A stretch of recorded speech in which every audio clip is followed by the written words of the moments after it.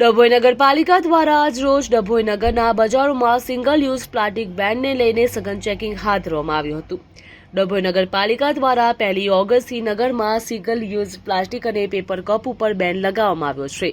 તેમ છતાં કેટલાય વેપારીઓ દ્વારા પાલિકા હુકમનો અનાદર કરવામાં આવતું હોય છે, તો વળી કેટલાય વેપારીઓ દ્વારા પેપર કપ જેવી ચીજવસ્તુઓનું ખાનગી ધોરણે વેચાણ પણ કરવામાં આવતું હતું, જેને લઈને પાલિકા તંત્ર દ્વારા આજ રોજ સવારે અચાનક જ ડભોઈના વધારો તેમજ વેપારીઓના ગોડાઉનમાં છાપામારી શરૂઆત કરવામાં આવી હતી। વેપારીઓમાં ફફડાટ મચી જવા પામ્યો હતો। અગાઉ પાલિકા તંત્ર દ્વારા ડભોઈ નગરના બજારમાં વેપારીઓને જોડતા સિંગલ યુઝ પ્લાસ્ટિક વેપારી આપતા રંગે હાથ ઝડપાશે તો કડક કાર્યવાહી કરવામાં આવશે તેવું કહેવામાં આવ્યું હતું, તેવી સૂચના પણ આપવામાં આવી હતી। જે અનુસંધાને આજે ડભોઈ નગરપાલિકાની જુદી જુદી ટીમો નગર ચેકિંગ હાથ ધર્યું હતું, જેમાં નગરના કોટ વિસ્તાર બહાર આવેલ ગાયત્રી કોમ્પ્લેક્સ સોસાયટી નજીક આવેલ ગોડાઉનમાંથી ચાના પેપરના કપ સહિત સિંગલ યુઝ પ્લાસ્ટિકનો જથ્થો ઝડપાયો હતો।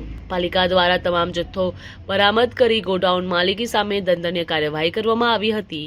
પાલિકા તંત્રના સપાટાને જોઈને ડભોઈ નગરના બજારો પ્લાસ્ટિક થેલીઓ તેમજ આવા પેપર કપ રાખતા વેપારીઓમાં ફફડાટ જોવા મળી રહ્યો છે। ડભોઈ નગરપાલિકાના ટીમ મહેશભાઈ વસાવા, કોપિન પટેલ, જિગ્નેશભાઈ તેમજ દર્શન પંચાલ સહિતના પાલિકા કર્મચારીઓ દ્વારા ચેકિંગ હાથ ધરવામાં આવ્યું હતું। ઇન્ચાર્જ મહેશભાઈને પૂછતા ગાયત્રી કોમ્પ્લેક્સમાંથી ઝડપાયેલા મુદ્દા માલ આશરે કુલ 200 થી 250 કિલો માલ મળી આવ્યો હતો। આશરે 1 લાખ રૂપિયાનો દંડ ફટકારવામાં આવ્યો છે।